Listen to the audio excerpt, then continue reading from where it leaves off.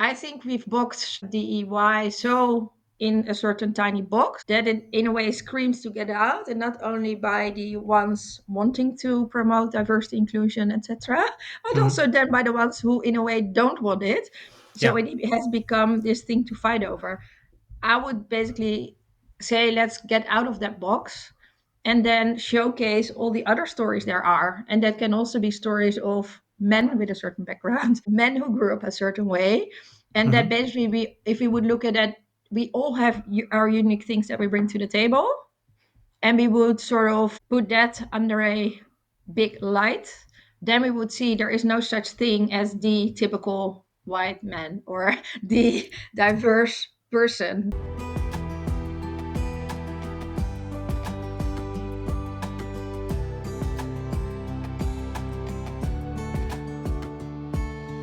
Welcome to Women Disrupting Tech. My name is Dirk Jan Upkes, and on this podcast, I give the women who work in tech the platform they need to inspire and empower each other. Join me on a journey into the world of entrepreneurship, funding, biases, and role models to discover the strategies for success in the tech industry. In other words, how women can disrupt tech. Are you ready to listen?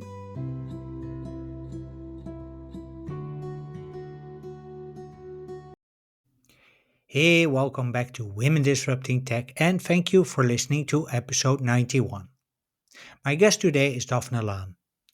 Daphne started her career at Google before Google was the start of every search, and before many of us had a mobile phone. She spent in total 9 years at Google, helping it to become the global player that it is today by leading deals and driving change. Now she's building Planetir, an AI powered platform designed to connect changemakers. Planetir brings together individuals, businesses, and communities to collaborate on impact driven projects. And it's more than just another tech solution, it's about using AI to foster real human connection. At the heart of this episode is Daphne's belief that intuition is a superpower in business. Daphne and I talk about how intuition helps leaders make smarter decisions, why inclusion means that we need to make rooms bigger, not separate, and you'll learn why creativity, especially art, plays a much bigger role in tech than we think. So when you're ready to listen and learn how we can put the heart back in tech, please welcome to Women Disrupting Tech, Daphne Laan. Hey Daphne, good morning. Great to have you on Women Disrupting Tech. And my first question is always, how did you get into your current job or current position? I am a long-time techie, so for me it was a winding road. I started already as a student. I was a solar energy consultant, so I studied management of information technology. Hmm. I went to telco when almost nobody had a mobile phone in business. And then I ended up at Google when everybody was reading about the Google story and to make the unthinkable possible. So I went and became the head of technology at Google. I'll share a bit more about that later. Yeah. And then from there on, at a certain point, I thought, okay, I've been in the tech world such a long time. For me, it's now time to venture out. And that's how I became an entrepreneur. So from the first beginning, I founded House of Wonder because I had this sense of wonder in looking at the world and say, okay, let's go from wonder to change and action. And House of Wonder is my umbrella for entrepreneurship. So I have one company which I co-founded, which is called The Board Whispers. Yeah. And another company I now am engaged in is called Planetir. And Planeteer is an ecosystem for regeneration, and we connect individuals, communities, and organization, and we use AI to do so. And basically, we say we're putting the heart into technology, also based on all my previous experience. And I do that from a forest office. So I have an office in the forest, which is also an art gallery. So if you would consider my role, basically, I'm an entrepreneur, and I dance between technology, business, impact, and creativity. Yeah. Yeah, we'll cover the art towards the end because I'm really curious because I work in an art gallery myself 2 days a week. Really, I didn't Yeah, know. it's in Gouda, so shout out to Mariella van der Net from Domo Eclectica Wow. here.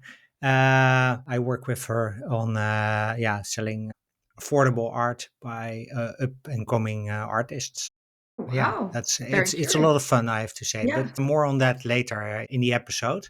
Hmm. So you worked at Google. I think you worked there for like 9 years. Yes. What was your biggest learning? Yeah, so Google for me was a really good playground in a Yeah. way because I came to Google because I was really drawn to making the world's information universally accessible at that time. At the time I started, that was really sort of the big challenge to do so. And I worked as one of the guys, is how I often say it, because in tech world at the time I was in the tech world, I often was the only woman in the room, which I didn't mind so much. Yeah, I found out that I also have other skills that I can bring to the table. Mm-hmm. So my biggest learning at first was more from a business perspective because I Mm-hmm. was doing deals globally. I was responsible for deal making. I had global clients.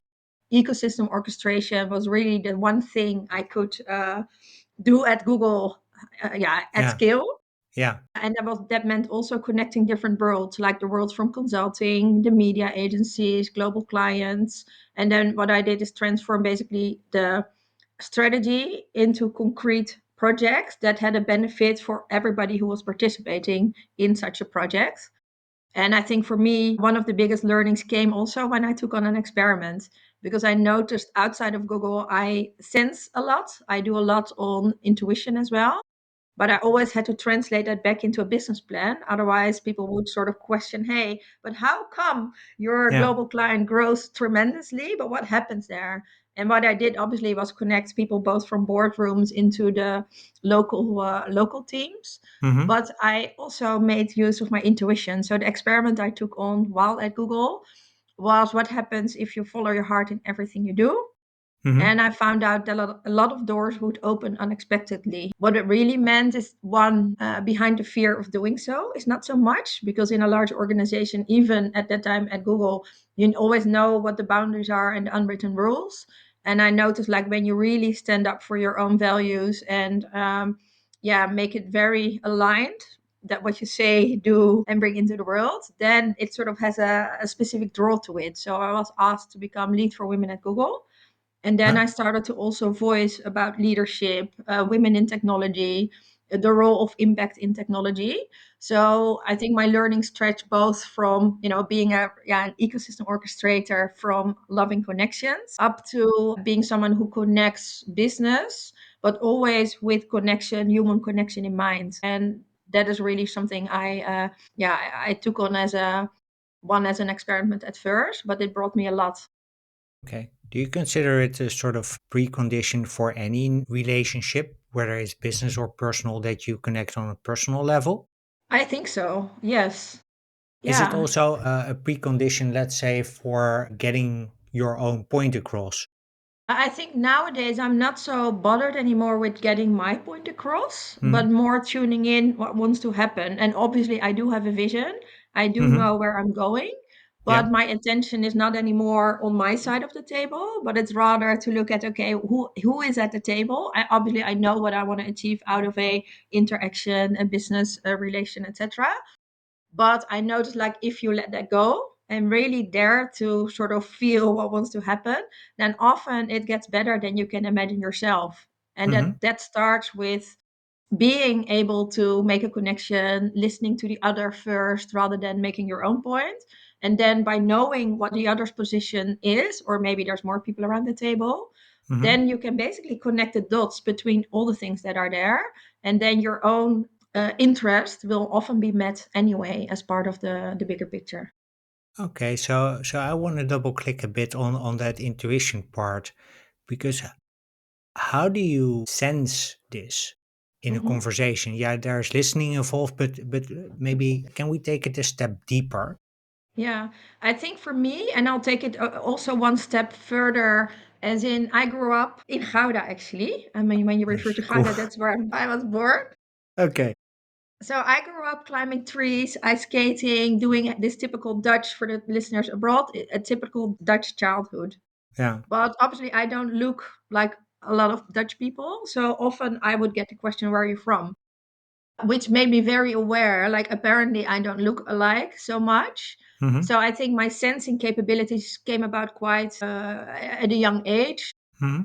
which doesn't mean that you can cultivate them, but I'm introducing this because it started for me as a sort of unconscious behavior to Yeah. sense. And later in life, when I started to think about, okay, but what is it that actually I do, based on also the question you asked, is I also made a switch from being more in my head, trying to think about things, to just sink into your feeling more. And that is something we don't get taught in schools often, because we are very challenged, on mathematics, on the rational side of things. So also part of my experiment at Google was to basically sink into my body, to basically learn how to feel and take the Hmm. feelings and that is also another word for sensing, Yeah. along in then how you interact with people. But it's basically dropping from your head, and it's not a very, very wide distance, but it's in a way for a lot of Not people. physically anyway, but Physically it's a not, big but border. There's a blood brain barrier for a reason, and I also see that coming back into shifting from mind to yeah. body. Yeah, definitely. And that's, I think, for me, that was really one of the biggest shifts to make. That Hmm. once you start doing that all the time, because I knew I was already doing that when I refer to, hey, outside of Google, I sense a lot, is that I'm quite sensitive anyway. But now I Hmm. incorporated my sensitivity into everything I do, rather than pushing the sensitivity away and think, hey, I'm in business, so I want to, box it Yeah. in. And when I just basically let go of the preconceived notion that, business should look a certain way, Hmm. then I found out that basically when you allow the feeling to enter the business room, then the magic happens. Do you then also express that feeling? Like, hey, Definitely. this is how I feel? Yeah, yeah, and you start to notice a different quality into your conversations as well. Uh huh. Because if you say, this is what I think, then you tend to invite a rational discussion almost.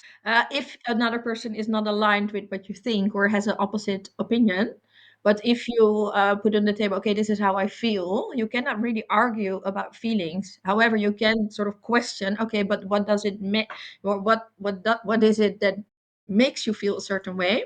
And that's what I also started doing in business meetings too. And how I say it is not always like, this is how I feel, but I tend to sort of put on the table what's under the carpet. That became our language also with the board whispers, to say we are uncovering what's under the carpet, so that what wants to happen can accelerate and happen faster. Because if you have more under the table than on the table, or more under the carpet than on the table, then often what you want to achieve doesn't get traction so much. But if you put a lot of things on the table, even though the people around the table might not agree on the different topics, at least having it visible and transparent invites to have a conversation around it, and you can uncover things that you might have not known. And with that information, your goal, whatever you want to achieve, you achieve faster, and again in more connection, because there is a conversation around the things that might have been ignored in the past. Yeah, you're not, let's say, connecting on a mental level, but more No. on a heart to heart Yeah, yeah, level. yeah. Yeah.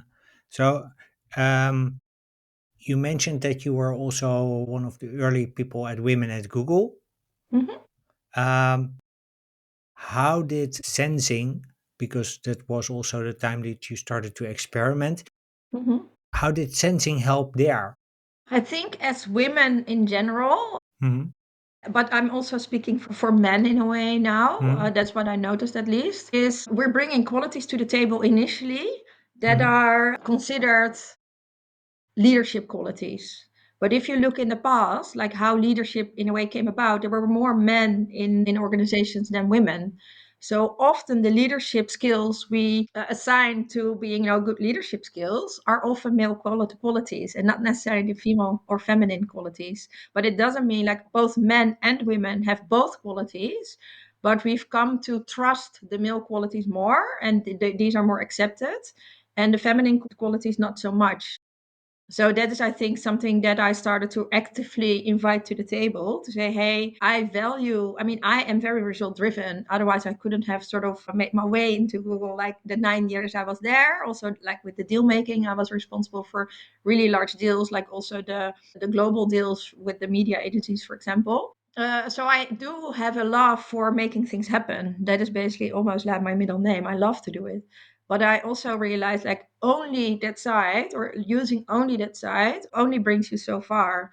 And then when you try to sort of incorporate the other elements, Then Hmm. I started to notice also my conversation with women within Google also, and also with men, changed a Hmm. bit because people saw what I think maybe felt what I was doing rather than Yeah. the mental thing again.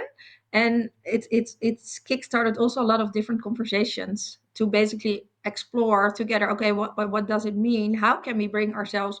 It's very popular to say, obviously, but how can you really bring yourself to the table? Yeah. Yeah, which makes you thrive rather than survive a given environment, also in business. Do you think that women are still too much in survival mode when they're in business?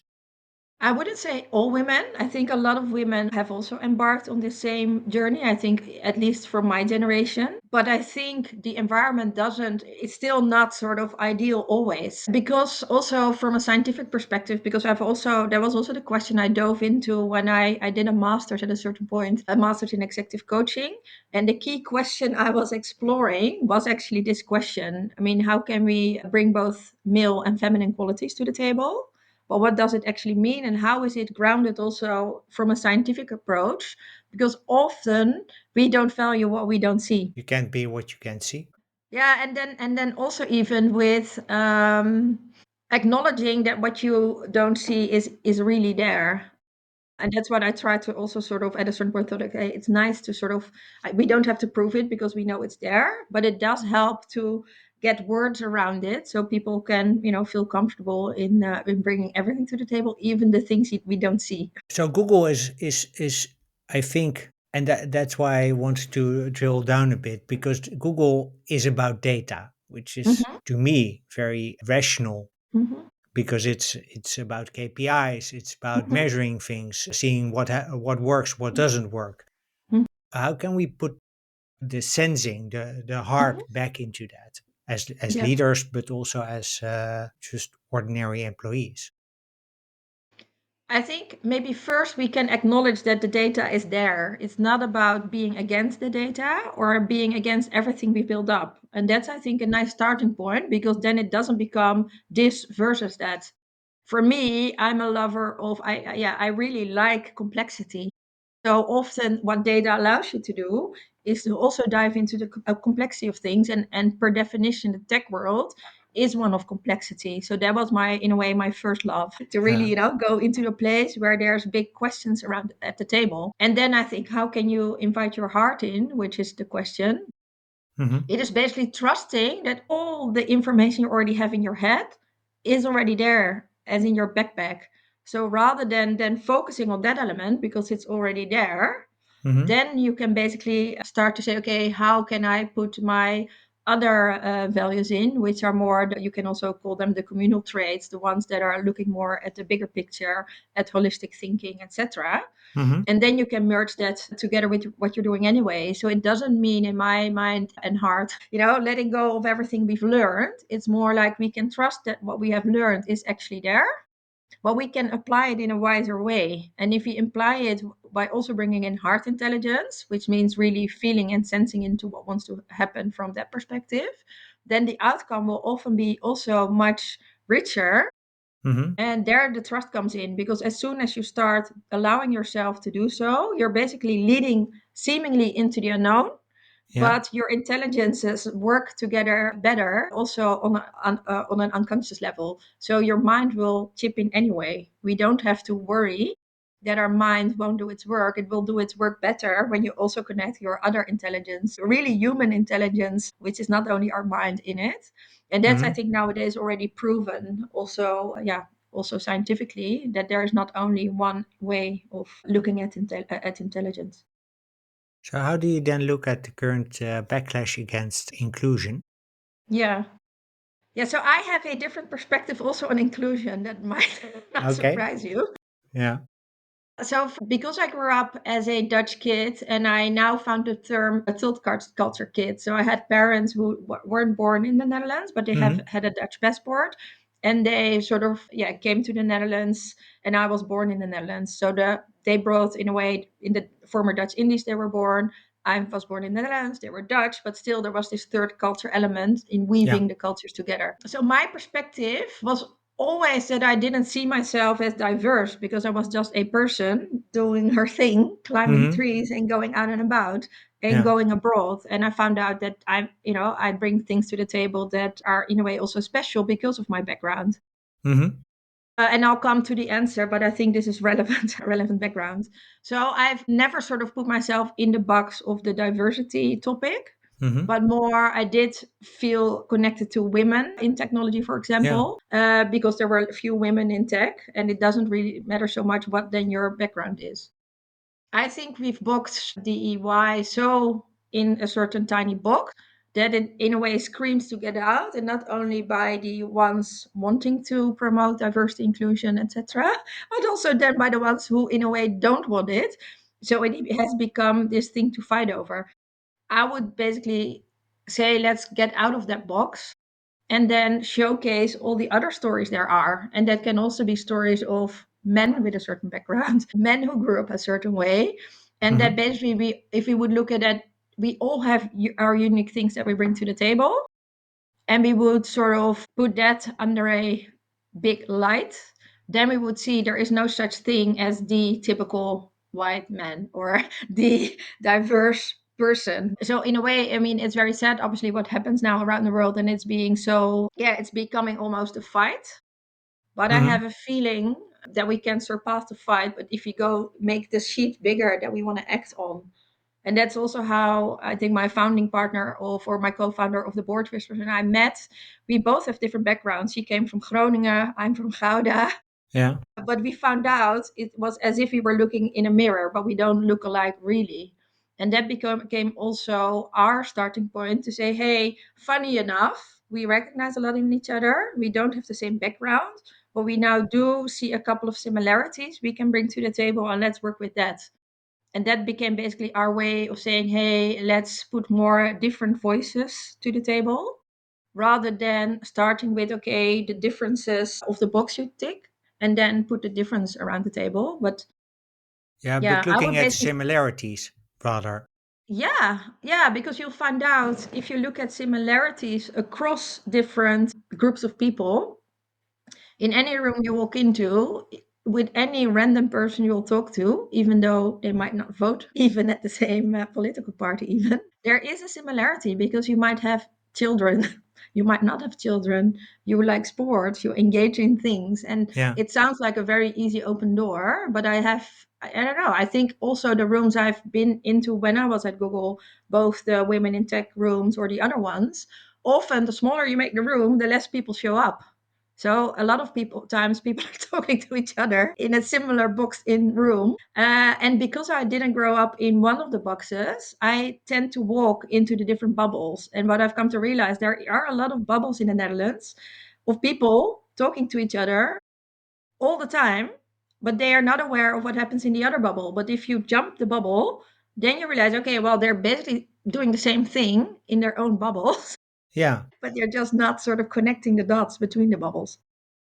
Okay. So is that also I'm jumping a bit in the script, but then is that also a way to make inclusion in tech the new normal? To make the room bigger Yeah. and invite and also provide that room Mhm. to so people various different groups can come in there and meet Yeah, each and other and connect on a personal level, yeah, let's say more a heart level. yeah, and it's not it's I would say even the other way around. So it's not inviting all the people in that diverse room. It's inviting the other people into the normal room. And I think what we've come to sort of do is say, okay, we're talking about, for example, diversity. Yeah. Then everybody is talking about diversity in a room where not nobody of the other people are in that room. We don't follow the conversation which is happening in that room, No. and people are sort of sharing about the only the topics in that tiny room. I'd rather say, and that's why I don't often go to basically, I do go every now and then because I want to connect to the different bubbles. Yeah. But my preference is to just go to where the normal conversation is Isn't. happening and Yeah. just have a normal conversation around the things I'm doing, which Yeah. might connect with the things they're doing also from a business perspective. And I know that might be easy to say with my background, Uh-huh. But that's also why I'm saying it, because I also came to realize with voicing things, it does help to start voicing things for the others in a way that don't maybe then have the same voice. And that's what I started doing. I'm just voicing things in the big room rather than Hmm. in the small room, because I have the feeling like if I don't even dare to voice certain things, what would that tell all the people who don't have the privilege? I do consider myself privileged, Hmm. that don't have the same privilege as I did, having studied in multiple countries, traveling a lot, working at Google, having done multiple studies. I mean, we can name a lot of things, and that's I think also one of my biggest insights is to okay, let's basically let others also voice the things that are maybe in favor of others rather than only for yourself. Okay, so take it broader in the sense that you don't just advocate for yourself, but also for others. That's one. And two is then also to not build an extra room for a special topic, but just throw it into the big room. What would you say then to people who say, well, I either don't feel welcome there or it's very scary? Then I would say, okay, that's the best invitation is to follow where it scares you. And if you don't dare to go there, then maybe that is the problem. Okay, I can mean, you I'm double? being a bit black and white now, Yeah. intentionally. So what I noticed is that one behind the fear of doing something is nothing. That was the experiment I took on.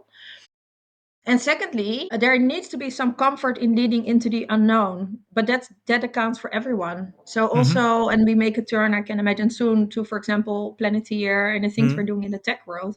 We're doing exactly that. We are not doing it because we know what's going to happen. We do it because we have intuitive sense that what we're doing right in this moment is the one thing that people are waiting for globally. And Yeah. now it's being confirmed by the developments globally. But we started already 2 years ago when we didn't have the conversation around big tech. There was no such a conversation happening. And now suddenly with what we've built in Planeteer, we feel like, oh, we're riding in a way the sign of the times, but we already have a solution. And we started building that solution 2 years ago. Okay, so let's go to Planeteer then. Can you share a bit more about what it does and how you started 2 years ago? Yeah. So shall I start with how we started more as an Yeah, anecdote and then I'll yeah. dive into what we do? Yeah. So I think it's a nice example to bridge from the topic we just had to Mm, I was part of a large group which was called Holistic Vision. So we're looking mm, at solutions, global solutions, and saw each other on a weekly basis. The reason for doing so was because at Google, I had a lot of international contacts. So I thought I want to sort of maintain my connection with the outside world. So from there, when we gathered that group in Barcelona, I met my founding partner at the dance floor, which is okay. Well, that's a different way from usually you meet your life partner there, but business also partner is my life partner I already met at T-Mobile, so that one was covered. But I'm sharing it because it's an example of, in a way, leading into the unknown, trusting your gut. So we met each other on the dance floor. We didn't at that time talk about business yet. But then 3 months later, he phoned me up and we said, okay, let's do an intro. And we uncovered or discovered that our backgrounds, in a way, are quite similar, complementary, and that we mm, share a similar mission. So I'll just share a little bit on the background that so my founding partners, he was already with somebody else also in a business venture. They are the founders of ThinkIt, and ThinkIt is an IT collective. So they educate people in Northern or in Africa in IT skills, so machine learning, AI, etc. And then they employ them remotely at companies like BMW. So they're a very sound IT collective. So that's how that part started. And my ecosystem orchestration, which I did at Google and all the other places, was an add-on. So we basically said, hey, what if we would connect the dots between both of our work?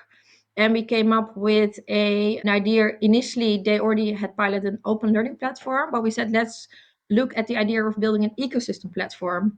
So what mm-hmm, Planeteer is, it is an ecosystem platform that connects individuals, organizations, and companies. And we have developed an AI, which we call Merlin. And we basically bring in the magic into technology as well. So we connect the individuals, companies, and communities based on their advanced profiles. And in those advanced profiles, people can put in their quest and their offers. And Merlin basically suggests people to connect with in order to make your vision or mission tangible and happen. So we connect people around impact. And the platform has three pillars. So it has learning, connection, which I just explained, and Yeah. action. So we're building it as a user-owned platform. So this year we are tokenizing it. So it will become a decentralized platform. And people can use the token to support different impact projects, which we also define in the widest sense. It can be a wide range of projects related to people and planet. And if there's revenue on the platform, 10% is transferred into the impact or collective fund, which then is supporting the impact project. So it's basically an ecosystem platform for regeneration. And we do that through connecting people. And we're bringing, in that sense, the heart into technology. So all the technology we now have, we can basically merge our collective or human wisdom and intelligence with AI. Hmm. That's what we started building with the support of two funders from Germany. Cool. How did that come about? Yeah, so we basically wrote one pitch, and that pitch got accepted by a foundation in Germany. And the reason for doing so was, one, they said, if you, with your backgrounds, because we both had established backgrounds in the tech world, are embarking on developing something that is not only widely accessible, but also tackles in a way climate and also human connection, Hmm. then we are willing to fund it. And they really funded us to allow us to build a remote team. So we made a team with the three founding partners then. So Mohammed, Josh, and myself. We hired a product lead. We have part-time, then also people who are engaged in more front-end, back-end development. And one of the reasons also is they said, if you build a platform for a variety of people and you can tackle also migrants and refugees as a sub audience, because you see around the world that there's a lot of people who are displaced, and it will be very difficult to, from a physical perspective, to help all these people. So if you, with your platform, can be a sound and safe bedding for them to start when they are displaced in a new country, and to start one by connecting them to people who are already connected to the business world and can also basically reskill, then that's Hmm. something we want to Yeah. support. So the reskilling part behind the scenes we're further developing so that we can at a certain point make a skills graph that shows which skills people have Yeah. and which skills people are lacking. That goes beyond only technology skills, but also the softer skills, which are basically your superpower. Yeah. And then sort of apply that into connecting people to also learning people and others. So the AI at a certain point will also connect people to learning, but also job opportunities so that people can work remotely at certain companies. And there again, we can then apply the fee towards the job matching. We now have experimented with that. So we already did a matching or did matching without the platform being fully ready for matching yet. But there is we feel that there is a round case to do so. So to make also our platform from a business perspective viable for the long run. Out of curiosity, how do you onboard especially displaced people? Because sorry, I'm just going to explain this how this just popped into my mind. So I'm in a refugee camp somewhere in Africa or Middle East. Do I need access to internet? How does this work? Hmm. Because I think the intention is really good, and but I'm just wondering Yeah. how would this work in practice? Yeah, I'll just make a practical example, which is a Yeah, bit closer to home. yeah, If you look at people from the Ukraine, they are yeah. not necessarily living in a refugee camp. They have been onboarded already. They were welcomed into the Netherlands, Hmm. and they're living already somewhere. So it's not that they're in a camp without internet. So there's also a vast group of people who are displaced who don't necessarily not have a home, but Hmm. they're just in a new country. So one of the Okay. things we started to experiment is the first, because we started to do a couple of pilots, but a very concrete pilot was done with a company which is called Business Plan for Peace, and that was Hmm. founded by a Nobel Peace Prize nominee. And she already had in her environment a lot of people who are, for example, working on peace building or who are displaced. But being displaced doesn't mean that you're not engaging in economic activity. It just means that you're not in the place that you were living safely and soundly, but you're trying to establish a new living somewhere else. Yeah. And in the first course we piloted, we basically said, for every person that pays to participate in this course, we let a peace builder join for free, and we asked the Nobel Peace Prize nominee to nominate the 10 people, or for example 20 people that she wanted to have join the course. And Mm-hmm. because she is in contact with peace builders and people, for example, who were then also displaced, that became our source of influx of people joining this initiative. And what we found as well is that because we were mixing, in a way, normal people, professionals, with people with the different backgrounds, it Mm-hmm. also allows for a different conversation. So we even had people joining from Japan. We had a person who was nominated for a Nobel Peace Prize herself from the Ukraine joining. And basically, she also uncovered a large insight. And she said, "Well, I am a peace builder, but I've always fought for peace." But what she said, because the course was more about, adopting your heart intelligence rather than your mind's intelligence. She said, "I now have an insight that maybe I was fighting too much. I can invite peace in a different way." And Yeah. this is an example because it was just one course we did, but we now also partner with, for example, the Inner Development Goal Switzerland, who has also learning that basically merges different modalities. So not only the rational things, but the other ones.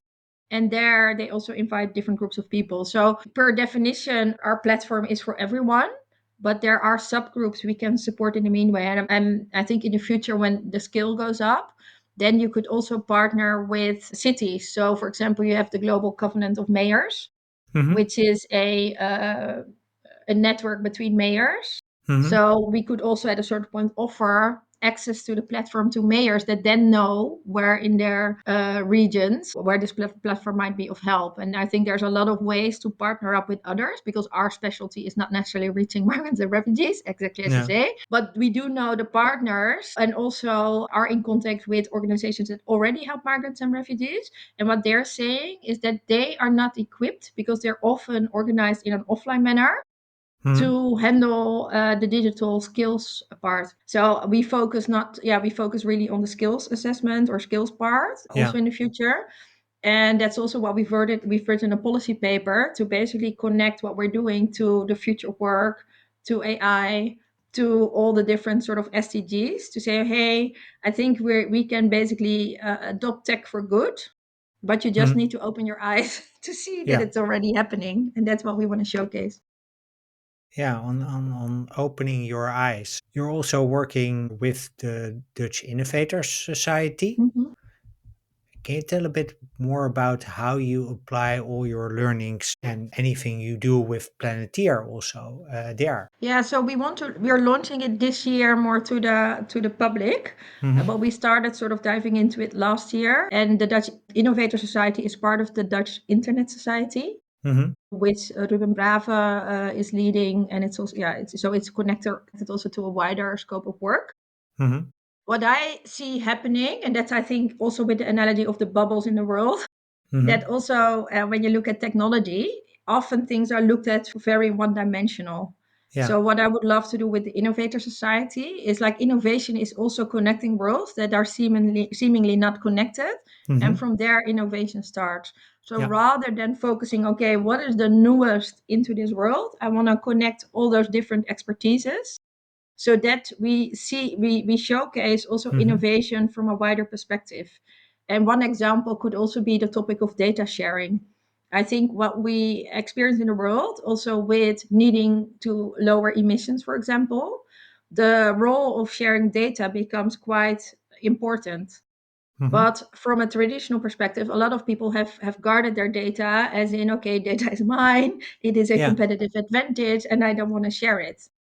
What you now see happening also on a European level is data is also being shared for the benefit also by commercial entities, commercial partners. So, as a very concrete example, is ThinkIt and my co-founders of Planetir have been working also for the EU on a project to share data between automotive partners, so like BMW and Audi, all the others, and they're still commercial entities, but they share parts of the data in order to have a comprehensive picture on a European level, for example, and then come to some sort of a technical agreement how to share the data while the data remains yours, but then it can be applied for the benefit of the whole, as an example. So what I would love to do is just basically also have engaging conversations around the collaborative practices that are already out there, Mm-hmm. and by showcasing the different ecosystem platform initiatives there are, of which Planeteer is obviously one, Mm-hmm. but also connect different stakeholders in a newer way, Yeah, and also in a more collaborative way. in a Because more what I'm collaborative way. Yeah. because what I'm hearing you say a bit is, so if we want to build trust, we need to stop fighting Hmm. and start connecting. Is that Yes. And that doesn't mean you cannot be commercial, because I think what we've come okay? to accept is that we say, okay, for example, if you're a commercial entity, this is how you should behave. If you're a nonprofit, this is how you should behave. And then, for example, for nonprofits, it's okay to collaborate. And Yeah, then for profit, it's not. Well, that's a very strange yeah, that's how distinction. competition law, but that's how Yeah. competition law is written. Yeah, but that's very strange, because if you look at what if we are the ecosystem and the future Mm, of work is now, let's yeah, take those two as a starting point. Then we could also say, okay, maybe we're benefiting more if you start collaborating, and then you can still have a commercial model to it, but you just say, hey, but how can we work together also between partners that maybe didn't used to work together before?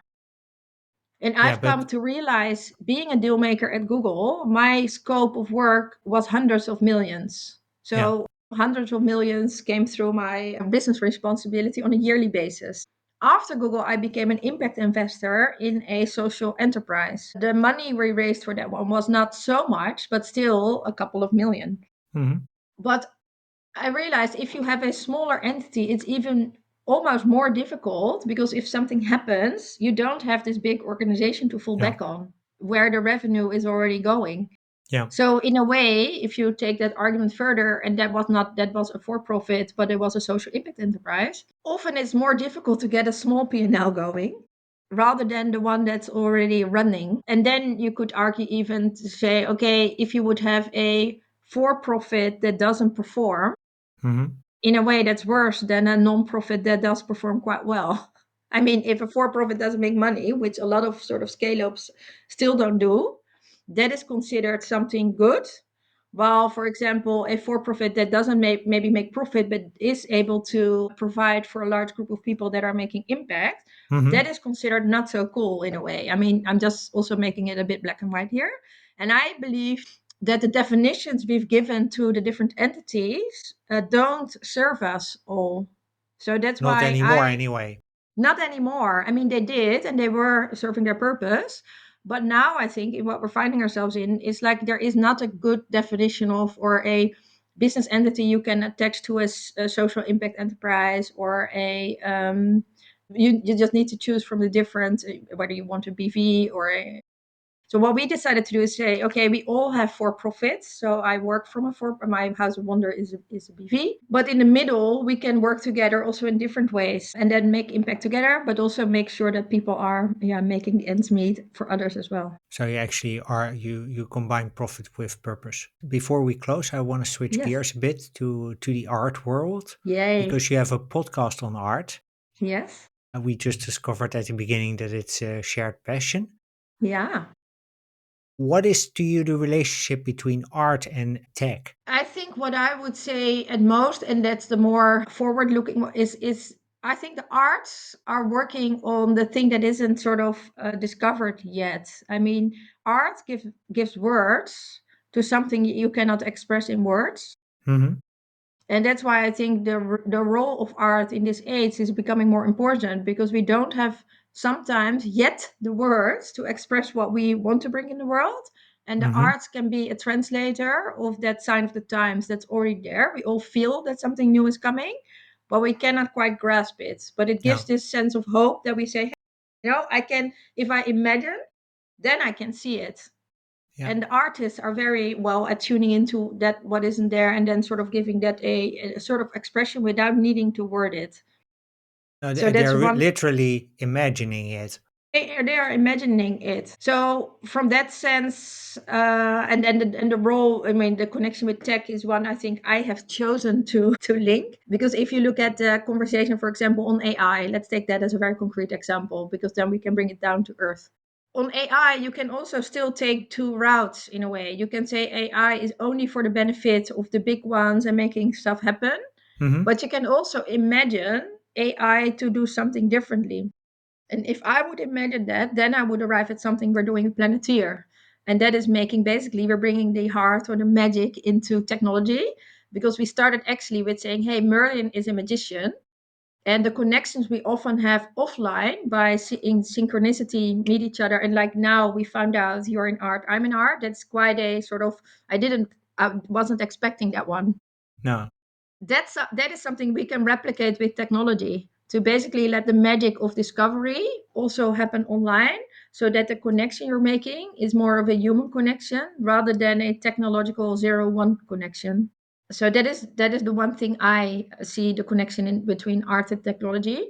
If I Okay. only look at art, what I want to voice is Hmm. that we are all artists, and I think we have come again to believe that artists are only the ones that have gotten a certain art education, which doesn't discount artist education.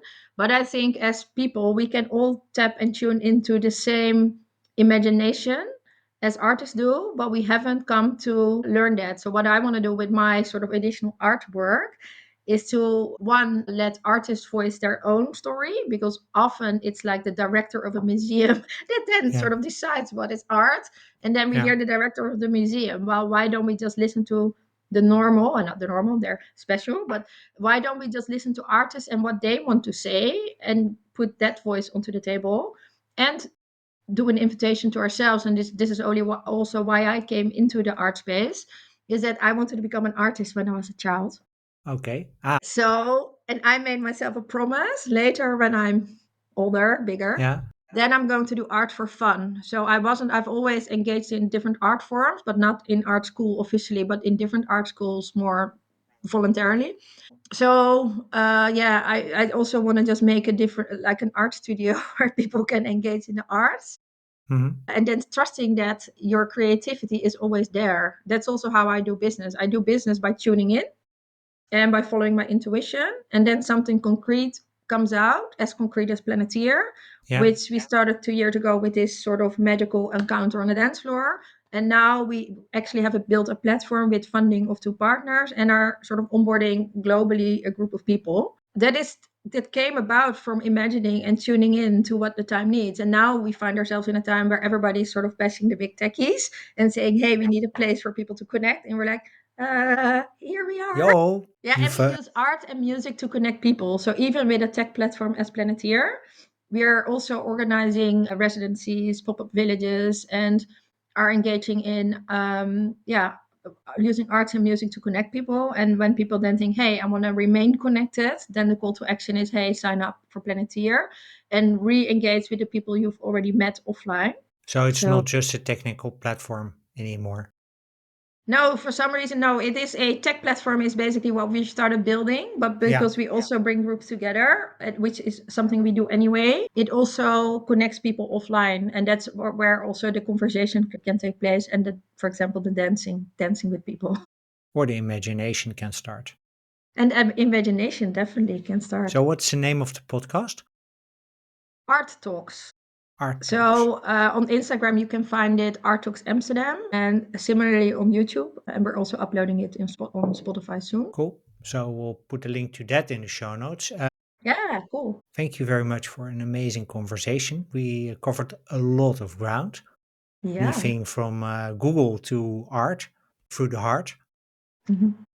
If people want to learn more about you or Planeteer or want to listen to your podcast, where would you like to send them? First of all, on LinkedIn, you can find me quite easily. Yeah, Daphne That's my Laan. go-to place. And you can look at www.theboardwhispers.com. That's where we have our ecosystem of catalysts, creative catalysts for businesses. Hmm. And Planeteer, you can find www.planeteer.org. Yes, and And Planeteer is for those who Planet are, IR. yeah, so it's Planet and then IR indeed. And for those who are in the Netherlands and feel drawn to the arts, I have an art gallery in the forest. So feel free to DM me and then Okay, come and have a walk, a wander walk into the forest. okay, I'll do that for sure. Yeah. But also, I think it's valuable for listeners because indeed art can bring a lot of imagination, but also a lot of views into the future. So in that sense, I'm fully on board on your view. Yeah, thank you. And I love to hear that. That's, I think, how I started. That's, I think, how we started podcast. I started with wonder, and that's, I think, we can use more of in the world. If we just start to look with wonder, and then anything else can follow Yeah. through imagination, So, action. sounds like a great place to close. Thanks Yes, very much thank you. for an amazing conversation, Daphne. And listeners, thank you very much for listening. Until the next episode, keep being awesome.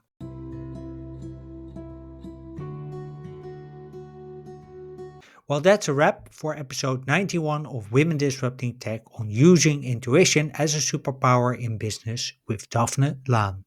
Daphne and I hope that you found our conversation as inspiring as we did. And if you'd like to learn more about or connect with Daphne, the Board Whisperers, or Planetir, please check out the links in the show notes. As usual, you can find the show notes at Women Disrupting Tech, all one word, .blog. On the same website, you can also become a member of the Women Disrupting Tech community. As a member, you get early access to new episodes and you get a handwritten email with the magical moments and practical insights of each episode. So check out the show notes for a link. When you enjoy listening to the podcast, please follow the show on Spotify, Apple, Amazon, or YouTube. Following Women Disrupting Tech is a great zero cost way to support my guest in making inclusion the new normal in tech businesses by the end of 2032. And if you're a regular listener, please give the show a rating or a review because that way you help other people discover the podcast. If you're a male ally and you want to help the Women Disrupting Tech make this podcast obsolete by the end of 2032, there's a simple thing you can do. Please share the podcast with friends, family, and coworkers because this way you give my guest a platform they need to make it happen. Finally, if you want to connect with me, you can reach me via dirkjan at womendisruptingtech.blog or you can send me a DM on LinkedIn. On LinkedIn, simply type in my name and you'll find me. With that, I wish you a wonderful day. I hope to see you in the next episode. And until then, keep being awesome.